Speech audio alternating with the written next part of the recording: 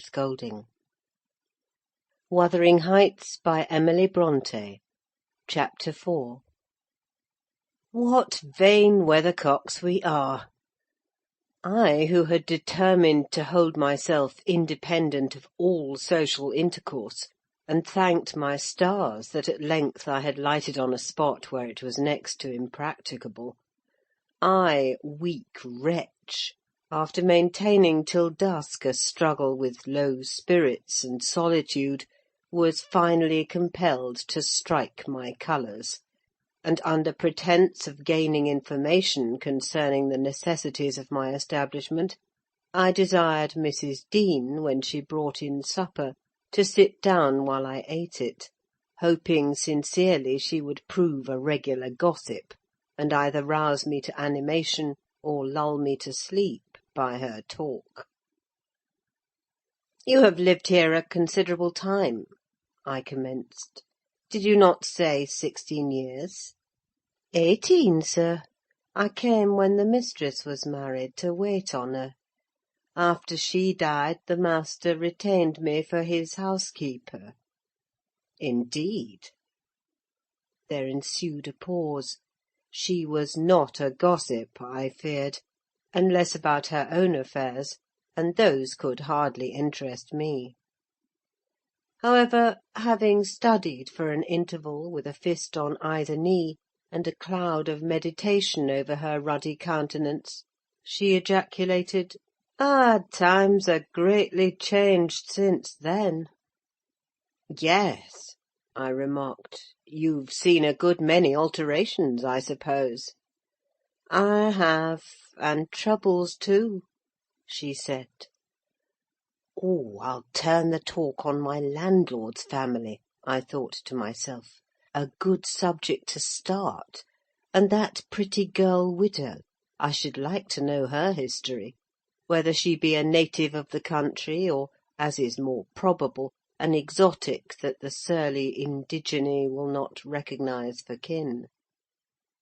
With this intention I asked Mrs. Dean why Heathcliff let Thrushcross Grange, and preferred living in a situation and residence so much inferior.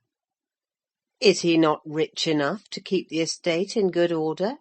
I inquired. "Rich, sir!" she returned. "He has nobody knows what money, and every year it increases.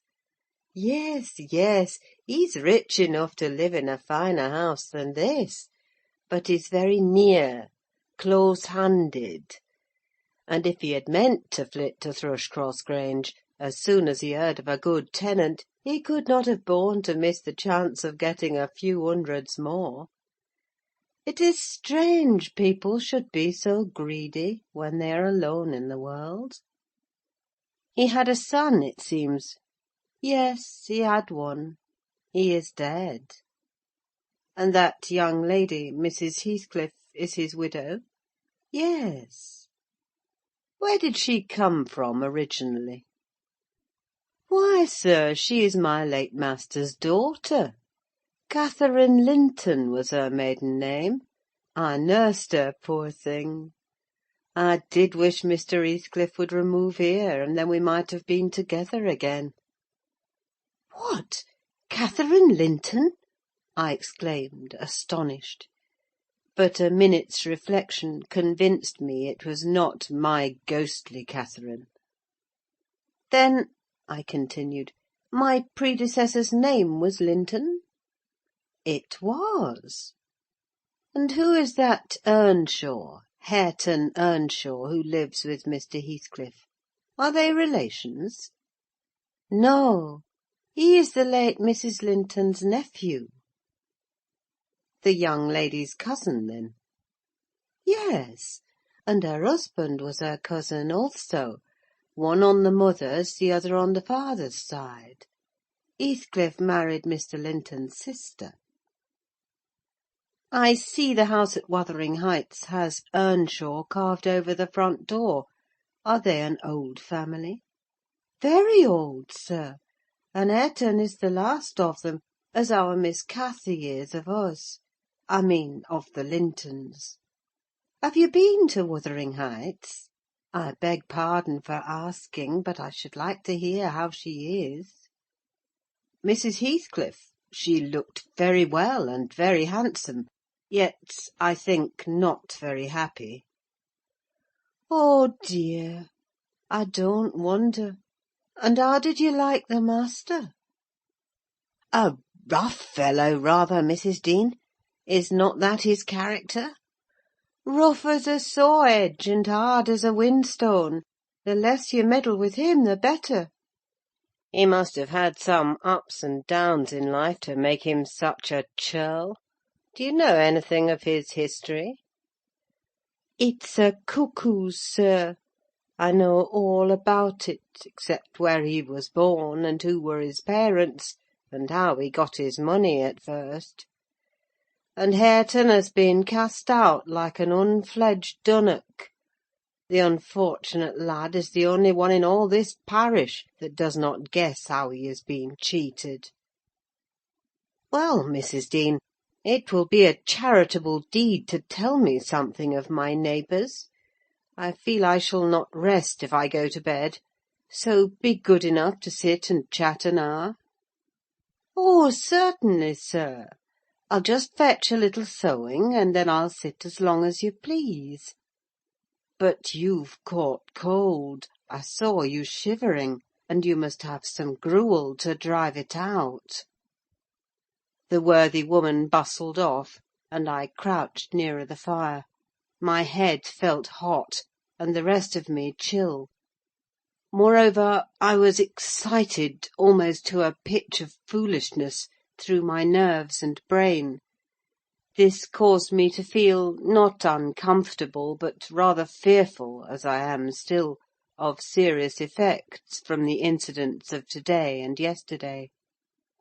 She returned presently, bringing a smoking basin and a basket of work, and having placed the former on the hob, drew in her seat, evidently pleased to find me so companionable. "Before I came to live here," she commenced, waiting no farther invitation to her story, "I was almost always at Wuthering Heights, because my mother had nursed Mr. Hindley Earnshaw, that was Hareton's father, and I got used to playing with the children. I ran errands, too, and helped to make hay, and hung about the farm, ready for anything that anybody would set me to. One fine summer morning, it was the beginning of harvest, I remember, Mr. Earnshaw, the old master, came downstairs, dressed for a journey, and after he had told Joseph what was to be done during the day, he turned to Hindley and Cathy and me, for I sat eating my porridge with them, and he said, speaking to his son, "Now, my bonny man, I'm going to Liverpool to-day. What shall I bring you? You may choose what you like, only let it be little, for I shall walk there and back 60 miles each way. That is a long spell." Hindley named a fiddle, and then he asked Miss Cathy. She was hardly 6 years old, but she could ride any horse in the stable, and she chose a whip. He did not forget me, for he had a kind heart, though he was rather severe sometimes. He promised to bring me a pocketful of apples and pears, and then he kissed his children, said good-bye, and set off. It seemed a long while to us all, the 3 days of his absence, and often did little Cathy ask when he would be home. Mrs. Earnshaw expected him by supper-time on the 3rd evening, and she put the meal off hour after hour. There were no signs of his coming, however, and at last the children got tired of running down to the gate to look. Then it grew dark. She would have had them to bed, but they begged sadly to be allowed to stay up. And just about 11 o'clock the door latch was raised quietly, and in stepped the master. He threw himself into a chair, laughing and groaning, and bid them all stand off, for he was nearly killed. He would not have such another walk for the 3 kingdoms. and at the end of it to be flighted to death," he said, opening his greatcoat, which he held bundled up in his arms. "See here, wife, I was never so beaten with anything in my life, but you must e'en take it as a gift of God, though it's as dark almost as if it came from the devil." We crowded round, and over Miss Cathy's head I had a peep at a dirty, ragged, black-haired child, big enough both to walk and talk. Indeed, its face looked older than Catherine's, yet when it was set on its feet, it only stared round and repeated over and over again some gibberish that nobody could understand. I was frightened, and Mrs. Earnshaw was ready to fling it out of doors. She did fly up, asking how he could fashion to bring that gipsy brat into the house, when they had their own bairns to feed and fend for. What he meant to do with it, and whether he were mad. The master tried to explain the matter, but he was really half dead with fatigue. And all that I could make out, amongst her scolding, was a tale of his seeing it starving and houseless, and as good as dumb, in the streets of Liverpool, where he picked it up and inquired for its owner. Not a soul knew to whom it belonged, he said, and his money and time being both limited, he thought it better to take it home with him at once, than run into vain expenses there, because he was determined he would not leave it as he found it. Well, the conclusion was that my mistress grumbled herself calm, and Mr. Earnshaw told me to wash it and give it clean things, and let it sleep with the children. Hindley and Cathy contented themselves with looking and listening till peace was restored. Then both began searching their father's pockets for the presents he had promised them. The former was a boy of 14, but when he drew out what had been a fiddle, crushed to morsels in the greatcoat, he blubbered aloud; and Cathy, when she learned the master had lost her whip in attending on the stranger, showed her humour by grinning and spitting at the stupid little thing, earning for her pains a sound blow from her father, to teach her cleaner manners. They entirely refused to have it in bed with them, or even in their room, and I had no more sense, so I put it on the landing of the stairs, hoping it might be gone on the morrow. By chance, or else attracted by hearing his voice, it crept to Mr. Earnshaw's door, and there he found it on quitting his chamber. Inquiries were made as to how it got there. I was obliged to confess, and in recompense for my cowardice and inhumanity was sent out of the house. This was Heathcliff's first introduction to the family. On coming back a few days afterwards, for I did not consider my banishment perpetual, I found they had christened him Heathcliff.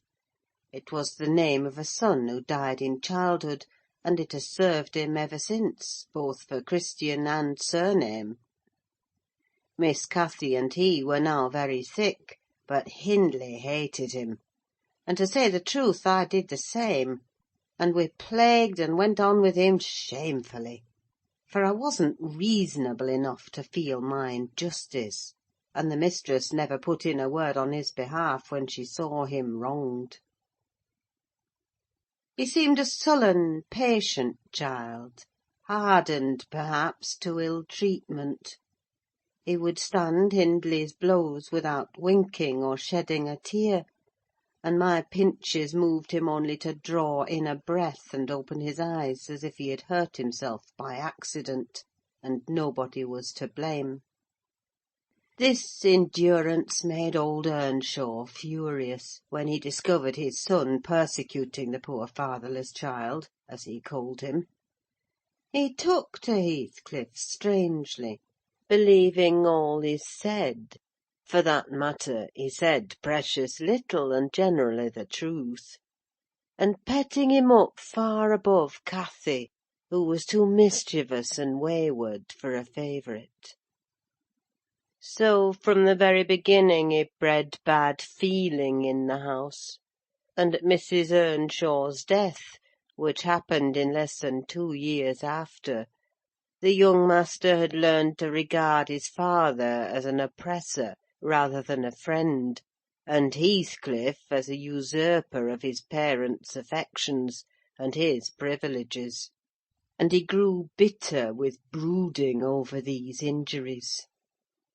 I sympathised a while, but when the children fell ill of the measles, and I had to tend them, and take on me the cares of a woman at once, I changed my idea. Heathcliff was dangerously sick, and while he lay at the worst he would have me constantly by his pillow. I suppose he felt I did a good deal for him, and he hadn't wit to guess that I was compelled to do it. However, I will say this: he was the quietest child that ever nurse watched over. The difference between him and the others forced me to be less partial. Cathy and her brother harassed me terribly.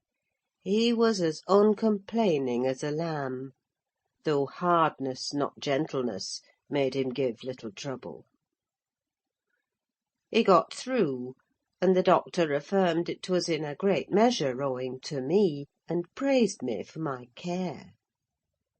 I was vain of his commendations, and softened towards the being by whose means I earned them, and thus Hindley lost his last ally. Still, I couldn't dote on Heathcliff, and I wondered often what my master saw to admire so much in the sullen boy, who never, to my recollection, repaid his indulgence by any sign of gratitude. He was not insolent to his benefactor; he was simply insensible, though knowing perfectly the hold he had on his heart, and conscious he had only to speak, and all the house would be obliged to bend to his wishes. As an instance, I remember Mr. Earnshaw once bought a couple of coats at the parish fair, and gave the lads each one. Heathcliff took the handsomest, but it soon fell lame, and when he discovered it, he said to Hindley, "You must exchange horses with me: I don't like mine; and if you won't, I shall tell your father of the 3 thrashings he given me this week, and show him my arm, which is black to the shoulder." Hindley put out his tongue, and cuffed him over the ears. "You'd better do it at once," he persisted, escaping to the porch. They were in the stable. "You will have to; and if I speak of these blows, you'll get them again with interest." "Off, dog!" cried Hindley, threatening him with an iron weight used for weighing potatoes and hay. "Throw it," he replied, standing still, "and then I'll tell how you boasted that you would turn me out of doors as soon as he died, and see whether he will not turn you out directly." Hindley threw it, hitting him on the breast, and down he fell, but staggered up immediately, breathless and white; and had not I prevented it, he would have gone just so to the master, and got full revenge by letting his condition plead for him, intimating who had caused it. "Take my coat, gipsy, then," said young Earnshaw, "and I pray that he may break your neck. Take him and be damned, you beggarly interloper! And wheedle my father out of all he has, only afterwards show him what you are, imp of Satan. And take that! I hope he'll kick out your brains." Heathcliff had gone to loose the beast and shift it to his own stall. He was passing behind it when Hindley finished his speech by knocking him under its feet, and without stopping to examine whether his hopes were fulfilled, ran away as fast as he could. I was surprised to witness how coolly the child gathered himself up and went on with his intention, exchanging saddles and all, and then sitting down on a bundle of hay to overcome the qualm which the violent blow occasioned, before he entered the house. I persuaded him easily to let me lay the blame of his bruises on the horse. He minded little what tale was told, since he had what he wanted. He complained so seldom, indeed, of such stirs as these, that I really thought him not vindictive. I was deceived completely, as you will hear. End of chapter 4. Recording by Ruth Golding.